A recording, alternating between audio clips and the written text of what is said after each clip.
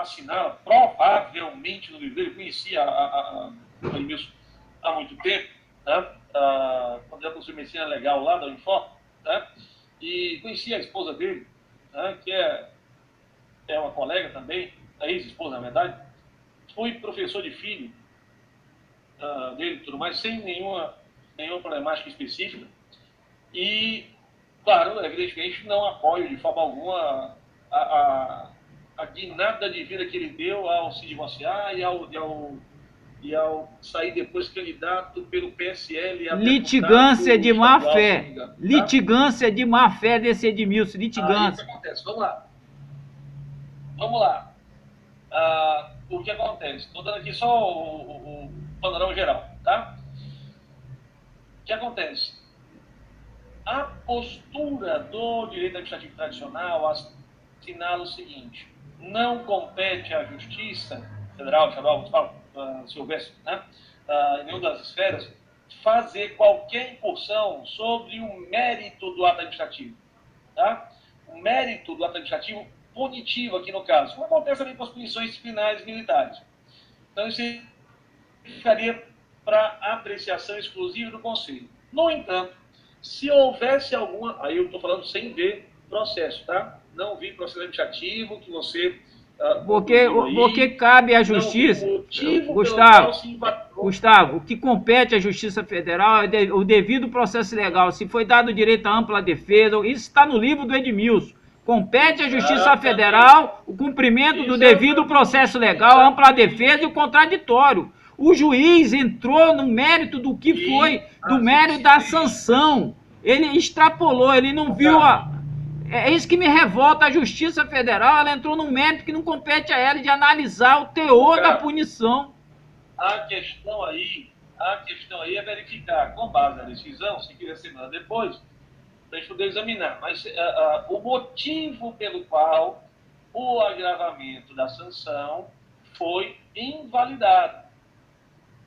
Deve ter uma fundamentação ali. Não estou dizendo que ela é pertinente, mas deve ter alguma fundamentação dizendo: olha, a sanção não está prevista em lei. A sanção agrava a situação que já estava consolidada. Já tinha passado o prazo de recurso. A fundamentação, Gustavo, a fundamentação desse juiz foi que não compete ao Conselho esse tipo de punição. Foi isso que ele fundamentou. Ele falou, ele descreveu que não compete ao Conselho esse tipo de sanção, que o médico não teria cometido nenhum ato disciplinar. Aí é questão de ver, entendeu? Carlos, foi a fundamentação dele. Ele entrou na seara médica, esse juiz. Pronto. Entrou na seara médica. Pronto, vamos lá. Se você está falando de uma situação especificamente de falsidade ideológica, de fato, o Conselho de Medicina não tem, a rigor, o tipo correspondente para infração no Código de Ética Médica. No entanto, você pegar aqui o Código de Ética Médica. Cadê? É exatamente isso que também o juiz colocou, que não há previsão de não há tipificação no Código de Ética Médica. Exato, não há tipificação das condutas. Só de questão de disciplinas. O que tem aqui de sanção, você vê aqui lá para... Você vê aqui para o Código de Ética Médica, na parte das sanções, da responsabilidade, certo? A porcento de publicidade, ensino e pesquisa, auditoria.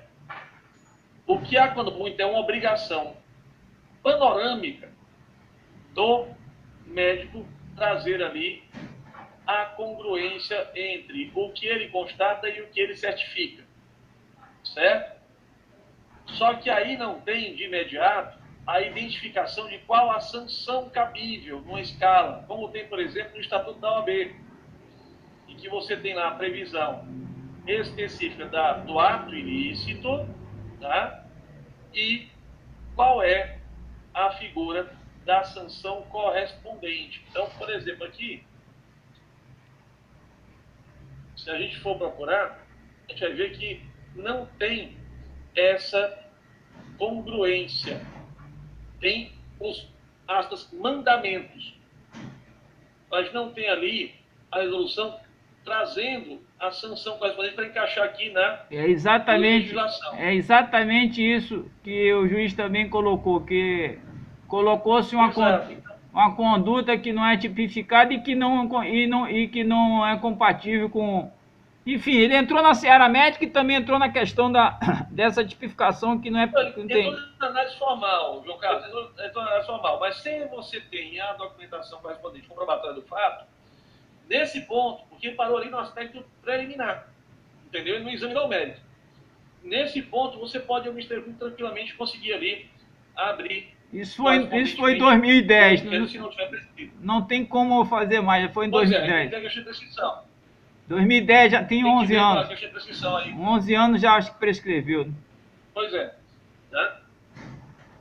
Cara, foi... Possivelmente, mas tem que ver direitinho qual comecei em 2006, foi até 2014, foram 8 anos em cima desse médico, direto, pau dentro, pau fora, entendeu? Consegui, fui a Brasília, gastei dinheiro, consegui agravar a punição dele, foi tempestiva meu recurso, tudo certo, tudo dentro da lei, dentro do devido processo legal. Aí chega esse juiz, é porque eu não quis colocar ele na linha de fogo, porque eu conheço muita gente. Eu conheço muita gente do judiciário, Eu só não denunciei esse juiz aí, só não botei nele porque eu não queria. Se eu lhe mostrar aqui, por exemplo, ó. Se eu lhe mostrar aqui.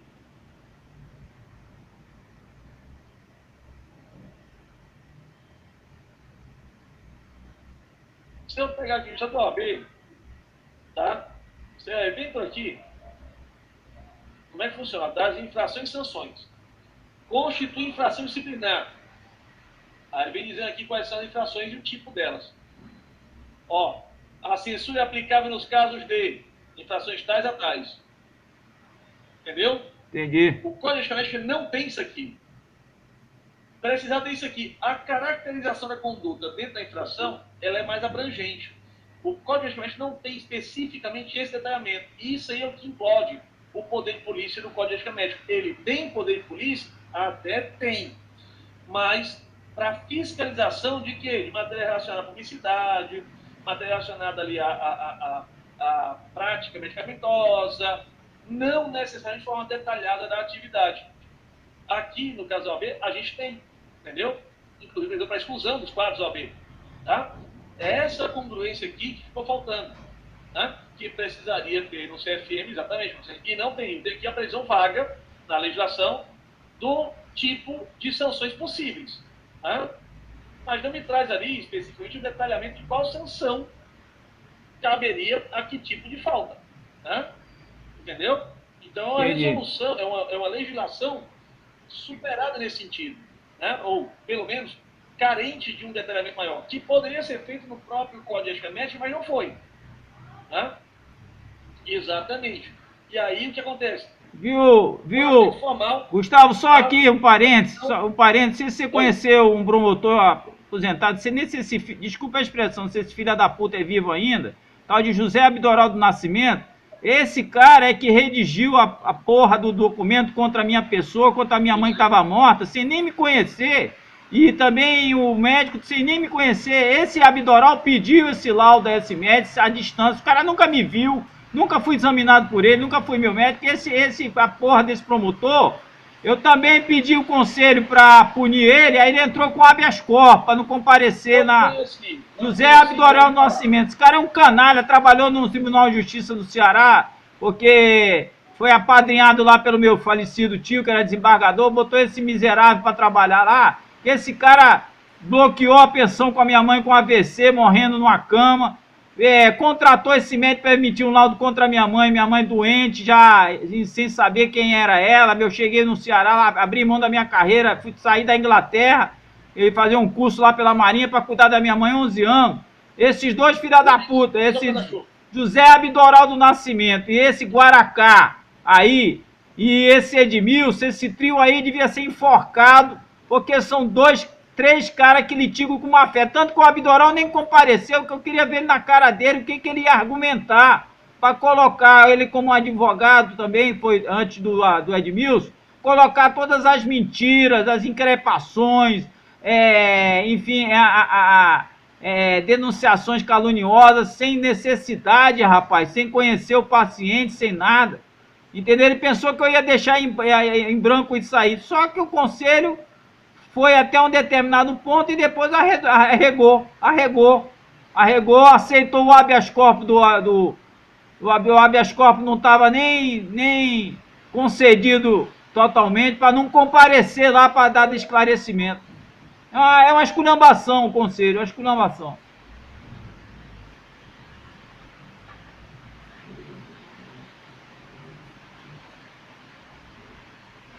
Pronto, João, está cortando aqui. Eu entendo perfeitamente, né?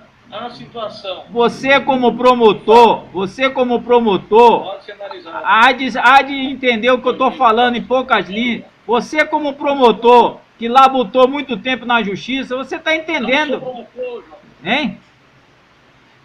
Entendo, mas não sou promotor, lembre disso. Não, você não foi promotor de justiça? Não sou promotor, sou só advogado. Pois Tá? é, mas você não foi promotor, você tinha dito aqui Não. durante o curso que tinha. Mas pronto, você é um causídico. Não. Você Não, como advogado, como advogado, você sabe o que eu estou entendendo. A litigância de má fé é o que resume. Litigância de má fé, Gustavo. Porque não cabe à justiça interferir, cabe ver se o devido processo legal foi respeitado, se o contraditório, a ampla defesa do médico autuado. Não cabe ele entrar no âmago, no coração da denúncia, porque ele não é médico, ele não é especialista, ele não pode entrar. Que o pessoal usa nesse caso, João, exatamente na previsão da sanção na norma. Como a Roxane observa ali, é conveniente, é muito conveniente que o Conselho Federal de Medicina não tenha nada feito até hoje. E aí a gente acaba vendo que as sanções aplicadas e derrubadas depois muito rapidamente, a não ser quando são ligadas a situações criminais extremamente graves, como, por exemplo, o caso, trazendo de volta para o nosso assunto, do Roger Abdelmaci. Né? Você deve lembrar do Roger Abdelmaci, que tinha clínica famosa de fertilização lá, lá em São Paulo, e que aproveitava que as mulheres estavam sedadas e estuprava as mulheres. Né? Certo? E era uma clínica de alto luxo, alto padrão e tudo mais. E aquilo ali era uma coisa monstruosa. Veja, monstruosamente contando com o apoio de uma ineficácia, de uma impunidade, de uma falta até de possibilidade de divulgação. Imagina uma mulher nessa condição, né? O marido, a esposa, os filhos. A situação de exposição seria denunciar um caso desse. Então o cara disse, olha, isso aqui é tão privado, tão íntimo, que não vai ter ninguém que vai querer denunciar. Porque vai se expor ao ridículo, vai se expor ao vexame, né? Até que alguém começa a fazer denúncia. Começa a aparecer um aqui, outro acolá, e aí irradia, percebendo-se o quê? Que não era uma situação isolada. Era, na verdade, um modus operandi predatório do mal profissional. Né? Sempre tem mal profissional em todas as áreas. João, litigância de má-fé, eu entendo que você está querendo dizer que é uma conduta antiética, tá? Entendo perfeitamente. Não vou enquadrar a litigância de má-fé dentro da defesa, tá? É uma tese defensiva. A gente tende a tentar sustentar a outra. Aqui seria possível, sim, respeitar o poder de polícia do Conselho, né? E que, diante de fatos extremamente bem marcado, aí talvez a ordem dos fatos, dos eventos, é que não lhe ajudou. Ou seja, primeiro tentar administrativamente para depois cogitar o criminal. Se tivesse saído criminal primeiro, o administrativo vinha em seguida. Entendeu? Certo? Tinha saído criminal primeiro, né? O administrativo viria em seguida. Por quê? Porque já estaria cabalmente comprovada a prática do fato criminoso. E aí, trazendo para o domínio da responsabilidade ética disciplinar, haveria uma solução possivelmente um pouquinho mais satisfatória. Né? Mas eu entendo perfeitamente sua frustração, até porque, quando você passou por isso, você ainda não estava com a formação jurídica mais amadurecida. Né? Você estava passando por uma situação enquanto familiar. sofrendo no dia a dia. Não, Gustavo, eu fiz o que eu fiz, eu acompanhei o que eu faço na vida militar e o que é prescrito na militar. Primeiro você vai administrativamente para depois recorrer à justiça. O meu entendimento naquela oportunidade é que eu deveria levar para a justiça a punição administrativa. Mas só que eu não consegui concretizar, a punição foi feita, mas ela não foi reconhecida, a justiça mandou anular, cancelar. Então, eu fiz um procedimento que eu aprendi na vida militar. Primeiro segue a via administrativa para depois recorrer a outros meios. Então, só que o caminho é o que você falou, devia ter entrado criminalmente, porque aí eu tinha um peso mais... Eu teria um peso jurídico quando nisso. Tem o aspecto criminal, E aí o conselho ia ficar, desculpa a expressão, na merda e ia ter que punir de qualquer forma o médico e ele não ia ter saída.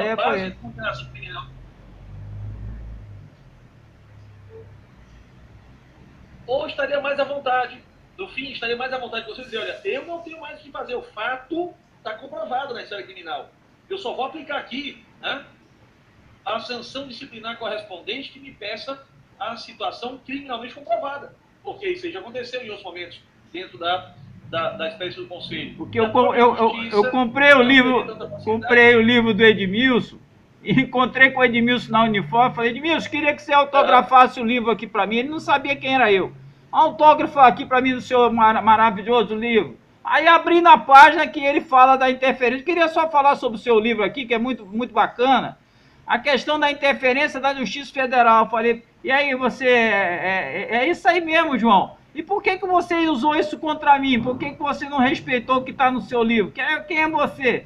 Eu sou o cara que acionei contra o Dr. Guaracá, que é muito conhecido aqui, que faz laudos falsos. Aí ele ficou olhando assim, com os olhos, como se fosse os olhos de uma pessoa que estava morrendo. Já como a minha mãe morreu, ficou com midrize. Midrize é quando você já está morta, com os olhos arregalados. Ah, você é o comandante João Carlos? Sou, meu amigo. Eu li seu livro todinho e eu fico perplexo que eu estou diante aqui de uma sumidade como médico e como advogado, mas contrariar os próprios princípios que você defende no seu livro. Falei isso para ele.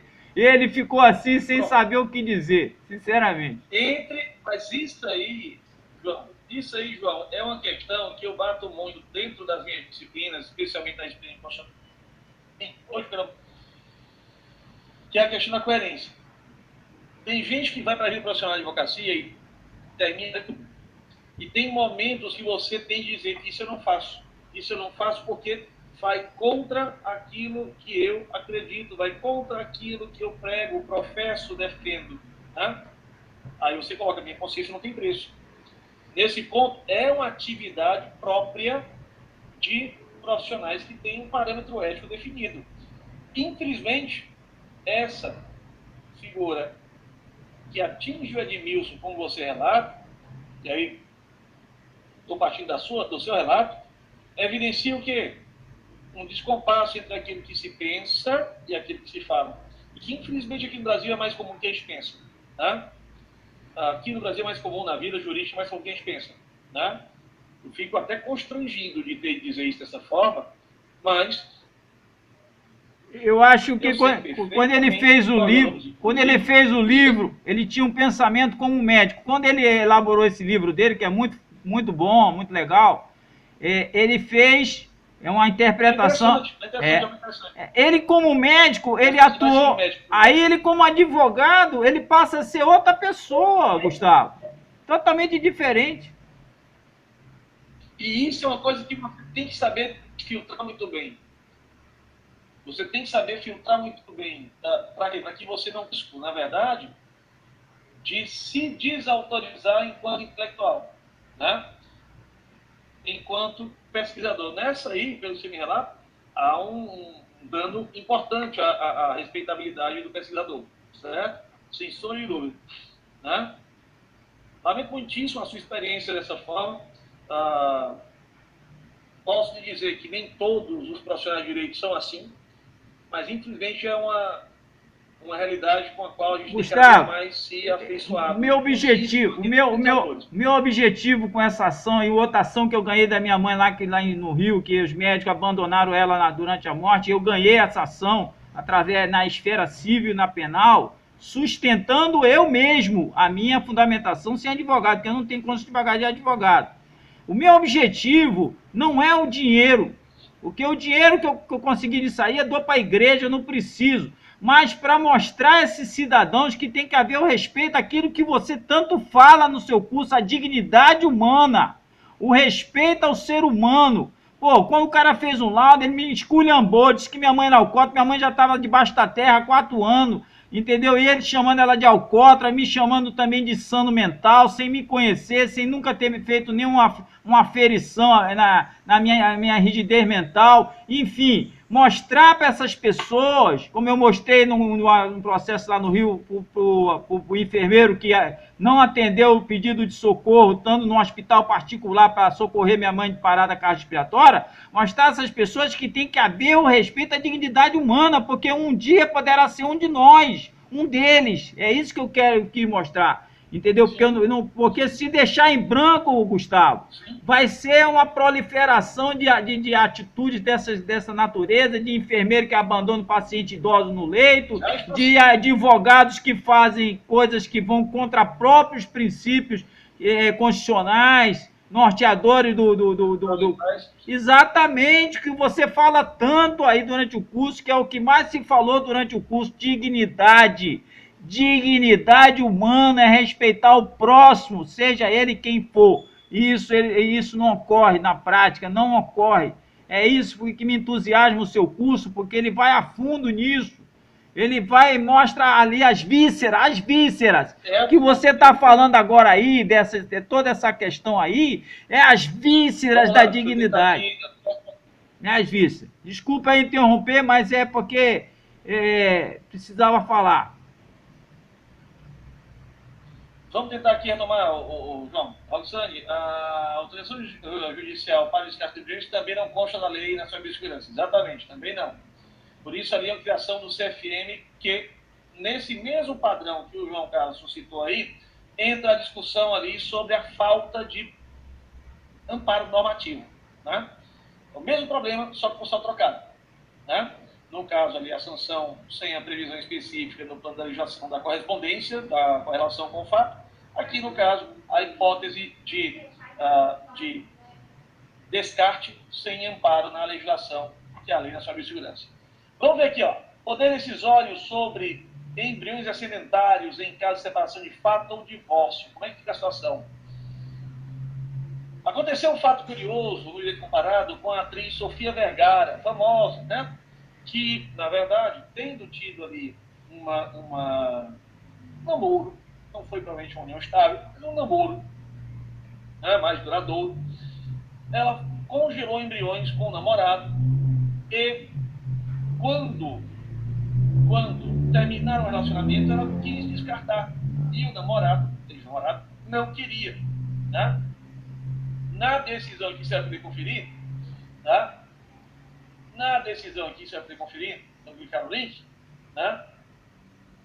Você vai ver que a Sofia Vergara ganha o processo, por quê? Porque o Nick Lê, que era o namorado, ele ajuiza a ação no canto errado. Uma questão processual, olha só. Né? Ajuiza a ação no foro incompetente. Resultado, perde o processo. Né? O descarte já tem acontecido. No caso brasileiro, a gente tem o quê? A necessidade dessa coordenação do interesse dos genitores. Tanto é assim que aí sim, adequadamente, a resolução do CFM diz, ó, tem que ter acordo prévio. Tem que ter, né, um acordo prévio sobre divórcio e dissolução gestável. Mas temos um problema. A resolução nova, ela esqueceu de manter a necessidade de acordo prévio sobre a questão de doença grave verificada, né? Certo? Aí é um gap, uma falta que vai necessariamente bater a porta e cobrar um preço mais à frente. Né? caso atual, se você olhar aqui para a resolução, você vai ver que se cuida da situação de divórcio, dissolução estável e falecimento. Mas não se trata da questão, não se trata mais da questão de doença. O que, na verdade, termina por ser também um fato relevante, uma vez que a pessoa pode ficar inconsciente, né? E não poder ali arbitrar se deseja ou não ter ali a prole realizada. Quais os limites etários e quantitativos para a prática de reprodução assistida? Né? Nós já tivemos no passado uma grande discussão, porque a resolução 2013 de 13, ela estabelecia de uma forma absoluta a idade de 50 anos. Não se poderia mais fazer fertilização in vitro, tá? Para mulheres com idade superior a 50 anos. Tá? Nesse sentido, houve processo apresentado contra esse limite etário, que era absoluto, e que levou a uma mudança da resolução. Por quê? Porque se ganhou na justiça o direito à fertilização. Tá? Aqui a gente traz alguns dos casos, vocês podem dar uma conferida com calma. Tá? Inclusive o julgamento do TRF da primeira região. Tá? Beleza? Vocês têm isso aí lá no drive externo, bem bonitinho. Ok? Vocês têm isso aí lá no drive externo, bem bonitinho, falando sobre a impossibilidade de fixação prévia de limite etário. Certo? A resolução 22.494 trouxe no artigo 1º, números 3 e 7, né, um regramento diferenciado sobre o assunto. Como? Veja, a idade máxima sem idade de gestação TGA é de 50 anos. Mas veja, contemplou as exceções. Pode ter exceções com base em critérios técnicos e científicos fundamentados pelo médico responsável quanto à ausência de comorbidades da mulher e, após esclarecimentos candidatos, quanto aos riscos envolvidos para a paciente e para os descendentes eventualmente gerados a partir de intervenção, respeitando a autonomia do paciente e do médico. Né? Isso quer dizer o quê? O médico pode chegar ao ponto de dizer, não faço. É muito arriscado. Uma mulher de 80 anos querer carregar uma gestação. Não faço. Né? Ah, mas eu tenho 60, 70, 80. E estou bem de saúde. Não faço. O médico vê que isso pode gerar mais dano, você pode causar um dano para o concepto ou para a própria gestante, ele pode se opor. E ela vai procurar um outro profissional, se porventura assim for o caso. Na verdade, o mais comum é a gente ver, já aconteceu, mulheres na casa dos 57, 60 anos querendo ter filhos. Querendo ter filhos. Houve um caso de gravidez, mais à frente vai aparecer, que qual é o problema disso? Bom, o problema disso é que quando essa criança se chegar até lá,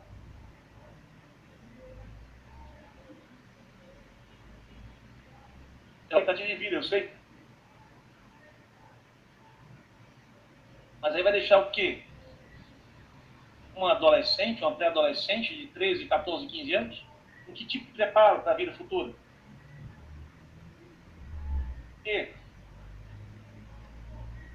Porque, na verdade, há um impacto naquilo que vai dizer respeito ao desenvolvimento desse ser gerado. Né? Não é só a satisfação pessoal de ser pai, ser mãe, no caso, especificamente. Mas quem vai estar para ela? Se você vier faltar nesse intervalo, de toda forma, criou-se a possibilidade, então, de você ter, excepcionalmente, a partir de decisões judiciais, essa.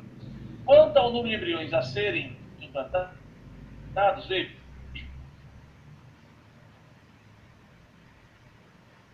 dos embriões.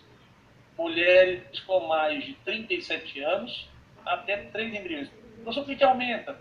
Porque o risco de perda de um desses embriões aumenta. Certo?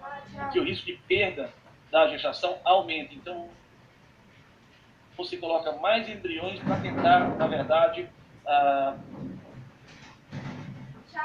mais de 2 embriões de garantir ali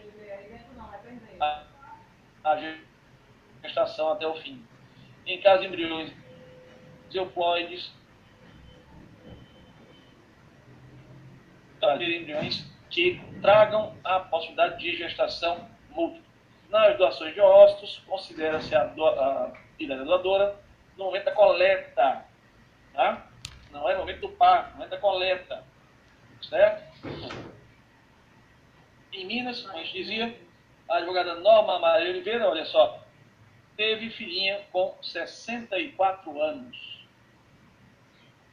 Que o caso, né? E aí vocês podem ver com calma sobre a situação. Vou ver aqui o outro, né? Esse aqui tem até o vídeo, né? Feito na época, daqui ela, com um problema, evidentemente, de você, bom, de você ter, vocês podem assistir a notícia também no vídeo, se assim preferirem. Como podem ter o que é que vai acontecer com essa garota.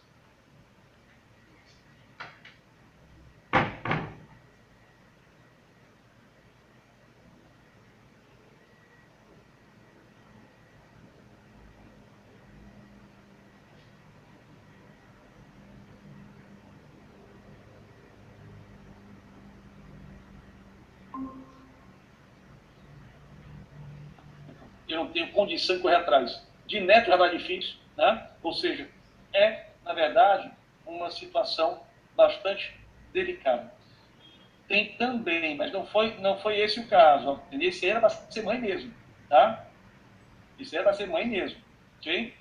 Mas teve também. Aí entra a gestação e substituição. Essa resolução, pessoal, como regra geral, proíbe a redução do número de embriões decorrente de prática de reprodução assistida, tá? Olha só, em caso de gravidez múltipla decorrente de reprodução assistida, é proibida a utilização de procedimentos que visem a redução embrionária. Ah, ele tem 3, eu quero só 1, quero exterminar 2. Não pode. Não pode, tá? A gente vai ver mais à frente que haverá a possibilidade de impedir a fertilização, ou melhor dizendo, impedir a implantação daqueles embriões que sejam identificados como tendo doenças degenerativas. Aí se faz um exame genético nos embriões pré-implantação, é o chamado diagnóstico pré-implantacional. Aí pode haver inibição, mas uma vez estando de dados, eu não posso sair estipulando para ter ali a figura de escolha de quantas gestações desejo ter, né? Observe também aí o limite etário para doação de gametas, tá? A idade limite para doação de gametas é 37 anos para a mulher e de 45 anos para o homem, tá? 45 anos para o homem, tá? Doação formal de material genético para fins, né, reprodutivos, gratuito no Brasil. Nos Estados Unidos vai ser pago, né? Já viu? Aqui, gratuito. Na Europa havia, se não me engano, um polonês que andou circulando o leste europeu e que o sujeito metido a hippie procurava ajudar pessoas que queriam engravidar e não conseguiam, tá? Por método natural. O sujeito entrava em consórcio carnal com os supostos ou possíveis pais para que tivessem ali a fertilização. Esse cara foi constatado, Roxane, como tendo mais de 100 filhos geneticamente comprovados, espalhados pela Europa. Tu imagina o risco de casamento endogâmico a partir daí? Não é só uma situação esdrúxula ou pitoresca. É o risco de casamento endogâmico de pessoas que nunca se viram, não sabem que estão em parentesco, que tem, na verdade, ali algum grau de aproximação genética e que, de repente, possam vir a se encontrar, eventualmente se atrair e descobrir da pior forma possível que tem essa relação. Isso aconteceu, inclusive, na Alemanha, tá? Na Alemanha, no período ainda das duas Alemanhas separadas, o pai e a mãe se separaram, tá? O pai foi para a Alemanha Oriental, Ocidental, perdão, se não me engano, e levou o filho. E a filha e a mãe ficaram na Alemanha Oriental. Né? O pai fugiu com o filho, ficou a filha lá, com a mãe. O tempo passou, e com a queda do Muro de Berlim, eles já crescidos, sem que soubessem do vínculo parental, eles se encontraram no boate. E por ter ali um nome comum, né, José Júnior, certo? Algo nesse sentido. Havia até a lembrança, o nome do meu pai era parecido com esse. Interessante. Começaram a conversar, se apaixonaram, começaram a namorar, começaram a manter relações sexuais, formaram um estável, tiveram 3 filhos. Os 3 filhos com problemas genéticos. O que chamou a atenção deles e dos médicos. Quando foram fazer a tipagem genética, eles descobriram que os 2 eram irmãos.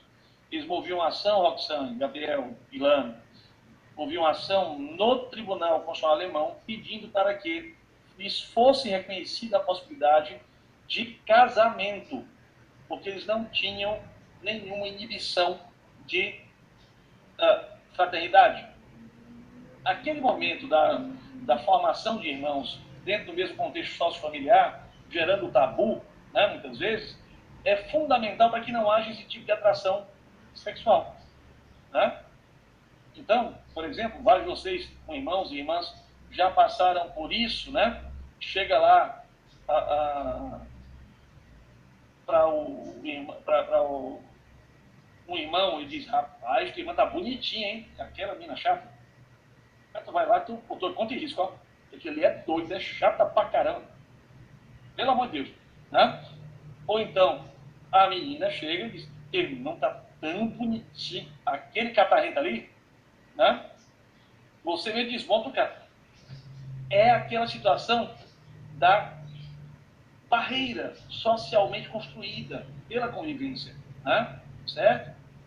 É muito mais psicológico, mas tem a ver com um aspecto exatamente fundamental da formação do núcleo familiar e da vedação ao incesto. Quando você rompe essa convivência no início, você não tem essa construção de barreira psicológica. E aí acontece esse desastre. Fato que, em certa medida, foi lembrado pelo Nelson... Como é isso? Nelson... Visualizou a cena, Virginia? Tá. Ou seja, já teve essa oportunidade de visualizar, de vislumbrar um parecido, né? Mas algo que foi até mesmo objeto da literatura, né? Com o Nelson Rodrigues, né? Nelson Rodrigues, Engraçadinha. Tá? Isso, Nelson Rodrigues, Engraçadinha. Tá? Em que o homem, quando descobre que teve relação com a própria irmã, em desespero, corta o membro viril, né? E morre exsanguinado. Né? Uma cena dramática e tudo mais, mas bem rodriguiana, né? Bem rodriguiana. Tá?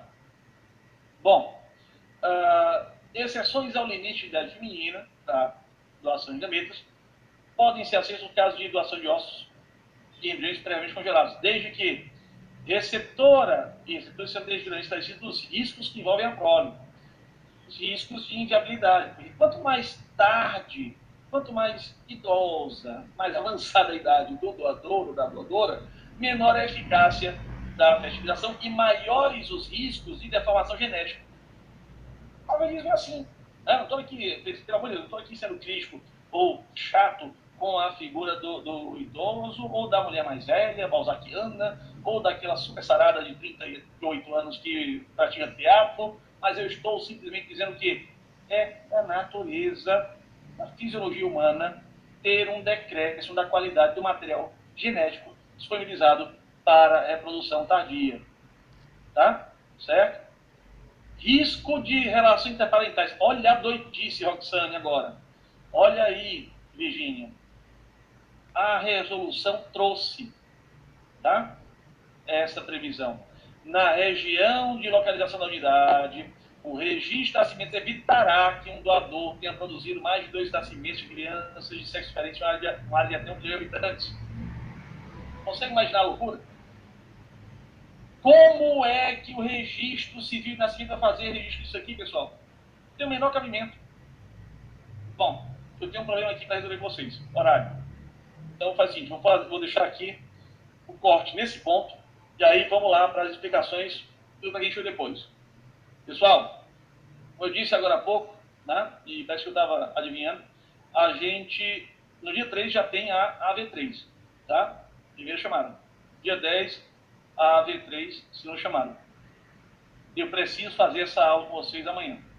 Já tinha estado na aula passada, né, no dia 20, está confirmado, vamos precisar da aula extra amanhã, tá? Então, entrada pelo mesmo link das aulas comuns, tá? Lá no externo, lá no AVA, ok? Tá? Vamos pegar de 8h15, perdão, 8h15 às 11h30, tá?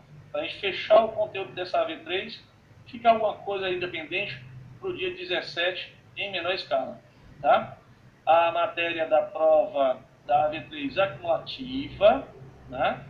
Certo? É acumulativa, estruturalmente semelhante às que a gente já fez, tá? Definição de entrada pelo prova fácil ou pelo AVA vai ser da coordenação, tá? E aí vem uma ressalva super importante também. Uma das razões, inclusive, de ter atrasado também o lançamento, a retificação das notas, é porque a gente estava tentando resgatar a prova de algum colega que não preencheu nenhum campo. Talvez tenha feito o trabalho e o servidor de internet bloqueou o envio da prova. Isso gera o zero. E se for agora na sua prova de lá zerado, é isso. O servidor de onde você fez a prova bloqueou o envio da resposta. Então, travou. Não tem nada no servidor uniforme quanto a essas respostas. Isso é um descuido grave. Tá? No entanto, para esse caso e para o caso de quem eventualmente ficou tecnicamente reprovado, ou seja, não alcançou nota igual a 4 para fazer a AV3, eu vou abrir uma repescagem, excepcionalmente esse final de semana. Essas pessoas receberão um torpedo indicando como fazer a prova substitutiva, da menor nota e como e quando farão, tá? Não tem margem para erro. Se enfiar o pé na jaca, está reprovado, não tem mais o que fazer, tá? A única alternativa que eu tenho para fazer é essa, ok? Tá compreendido? Tudo em ordem? Então, pessoal, tenho que me despedir de vocês agora para a gente tratar agora do assunto mais um tanto amanhã, tá certo? Amanhã, no horário de 8h15 às 11h30, tá bom? Vou mandar também a figura do lembretinho no Facebook e no Torpedo, tá bom? Ok? Beleza? Então, pessoal, ficamos por aqui hoje. Nos vemos amanhã, seguindo pela entrada da hora da festa chamada, tá? Até amanhã, Virginia, até amanhã, Roxane. Valeu, pessoal. Vamos tá com. Até amanhã, Ilana. Tá? Professor, se eu poderia me dizer, por favor, o nome do livro? Que o senhor pediu para eu estava no semana de prova e eu não consegui. O livro sobre identidade que o senhor me orientou. Tá. As fontes, do Charles Taylor, né? Isso. As fontes do self. As fontes do self. Versão em inglês dele, The Sources of Self. Charles Taylor, né? Cadê? Já vou pegar na internet agora. Pronto. Com CH.